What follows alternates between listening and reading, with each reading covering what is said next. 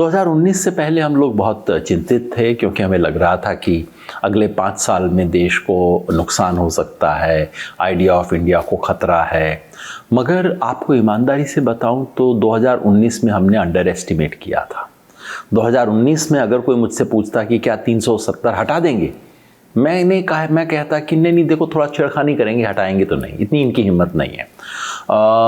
तब मेरे से कोई पूछता कि ये आईपीसी सीआरपीसी को चेंज करने का करेंगे, मैं कहूँगा इनको आता ही नहीं इतना सब करना तो।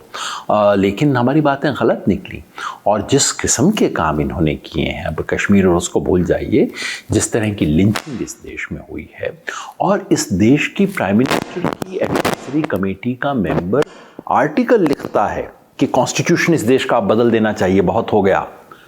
मैंने नहीं सोचा था, इसलिए आज मुझे लगता है 2019 के बाद मैंने लिखा कि एक तरह से इंडियन रिपब्लिक जो 1950 में शुरू हुआ था वो ख़त्म हो गया है।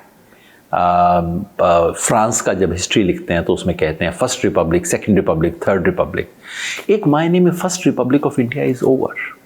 1950 में शुरू हुआ था 26 जनवरी को, और 2019 में वो ख़त्म हो गया। और आज जो ख़तरा है, अगर 2024 में ये होता है तो यकीन मानिए कॉन्स्टिट्यूशन इस देश का बदल जाएगा। तो इसलिए अब जो हो रहा है ये सिर्फ इलेक्शन नहीं है, ये जो 2024 में इलेक्शन होगा ये सिर्फ पार्लियामेंट चुनने का इलेक्शन नहीं है, ये एक असेंबली का इलेक्शन है। अगले 50 साल 100 साल इस मुल्क में क्या होगा वो तय होने वाला है। बहुत बड़ा खतरा है जिस किस्म के काम इन्होंने किए हैं। अभी तो खुल्लम खुल्ला ये पॉलिटिक्स इनकी है कि आग लगाओ और रोटी सेको। अब इधर उडुपी में, बेंगलोर में, दक्षिण कन्नड़ा में हो क्या रहा है, रोज कोई ना कोई आग। किसी तरह से देखो, एक माचिस डाल, आग नहीं लगी, कोई बात, दोबारा नेक्स्ट डे फिर एक माचिस डालेंगे, तीसरी दिन फिर माचिस डालेंगे।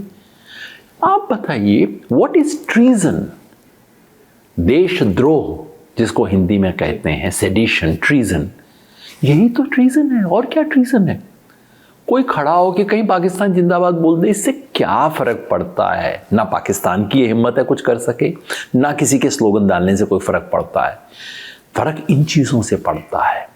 देश का ये जो टीवी स्टूडियो में उछल उछल के पड़ोसी को गाली देना कोई नेशनलिज्म नहीं है। नेशनलिज्म है लोगों को जोड़ना। अगर कर्नाटका और तमिलनाडु के लोगों में रिवर वाटर डिस्प्यूट है, नेशनलिज्म दोनों को साथ बैठा के कहना हम दोनों भाई, चलो एक बार कोई रास्ता निकाल लेते हैं, ये नेशनलिज्म है। प्राइम मिनिस्टर उस पर एक शब्द नहीं बोलते। पंजाब हरियाणा में डिस्प्यूट है, प्राइम मिनिस्टर ने एक शब्द नहीं बोला। इनकी पंजाब की पार्टी कहती रही कि एक बूंद पानी नहीं देंगे, हरियाणा वाले कहते रहे पूरा लेके रहेंगे, प्राइम मिनिस्टर चुप है। क्या नेशनलिज्म है? कुकी और मितेई में झगड़ा है, प्राइम मिनिस्टर हैं, आपकी इतनी रीच है, इतनी पावर है, आप एक दिन के लिए हो आओ, दोनों के पास जाओ, दोनों को कहो कि तुम्हारा दर्द है, मैं समझता हूँ, चिंता मत करो। ये नेशनल कि आप जाके बढ़ावा दें, कपड़ों से पहचानता हूँ। आप अपने मुल्क के लोगों के बारे में ऐसी बात कहते हैं प्राइम मिनिस्टर कभी कोई?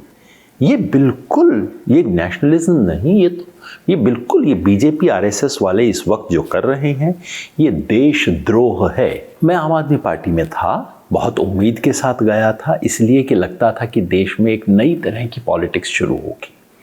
और वहाँ जाते वक्त मैंने, प्रशांत भूषण, आनंद कुमार, सब लोगों ने शर्त रखी थी कि आप कम्युनलिज्म के खिलाफ और सेकुलरिज्म के हक में और सोशल जस्टिस के हक में लिख के पहले शुरू करेंगे, तब हम आएंगे, नहीं तो नहीं आएंगे। वो थे, और इसी चीज़ को मैंने आके डिफेंड किया था। उसके बाद जब हमें निकाला गया, हमने तो क्या किया था, हमने सिर्फ वो कहा था वहाँ पे कि आपने तो वो काम शुरू कर दिए जो बाकी सब पार्टियाँ करती हैं, पैसे का, गुंडों का, ये सब शुरू कर दिया। तो हमें कहा गया कि चुप हो जाओ, मुझे कहा गया कि चुप हो जाओ और तुम्हें राज्यसभा मिल जाएगी, लेकिन चुप रहना, बोलना नहीं है। अच्छा। तो मैंने कहा भैया ये नहीं करूँगा, बोलूँगा तो सही, गलत काम कर रहे हो आप, यहाँ पे इन चीज़ों के लिए मैं नहीं आया हूँ। तो ये बिल्कुल, तो इस आधार पे हमने लिया था। और उसके बाद से उन्होंने जो काम किया, ख़ासतौर पे दिल्ली दंगों वगैरह के दौरान जिस तरह की उनकी चुप्पी रही, मेरे को शर्मनाक लगती है। और उसके बाद दिल्ली में बुलडोज़र चला, जिस तरह की बातें वहाँ आतिशी भी करती हैं, मुझे तो देख के शर्म आती है कि क्या हो गया इन लोगों को। क्या पॉलिटिक्स की मजबूरी आपको कहीं भी ले जाएगी? कल को आप लोगों का खून भी करना शुरू कर देंगे पॉलिटिक्स की मजबूरी के चलते। तो इसलिए आम आदमी पार्टी जिस डायरेक्शन में गई है, मुझे बहुत अफसोस होता है और बहुत शर्म भी आती है, क्योंकि कहीं ना कहीं मेरा इसमें हाथ रहा है। आज 1977 जैसा मोमेंट है। 1977 में चैलेंज था इंदिरा गांधी की डिक्टेटरशिप को रोकना, देश को डेमोक्रेसी को बचाना।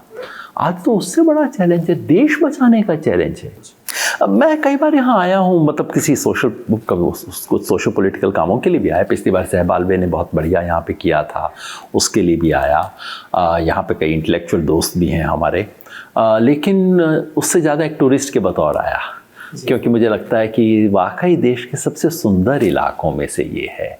मतलब जैसे कहते हैं ना, ऊपर वाले ने फुर्सत से बनाया होगा। इसकी नेचुरल ब्यूटी, यहाँ का जो सोशल फैब्रिक है, सब कुछ, पूरा हिंदुस्तान यहाँ दिखाई देता है, पूरा इंडिया जैसा हो सकता है वो दिखता है। इसलिए बार बार जब इस इलाके में माचिस लगाने की कोशिश होती है, मुझे बेहद अफसोस होता है, बहुत दर्द होता है जब वो चीज़ें सफल हो जाती हैं।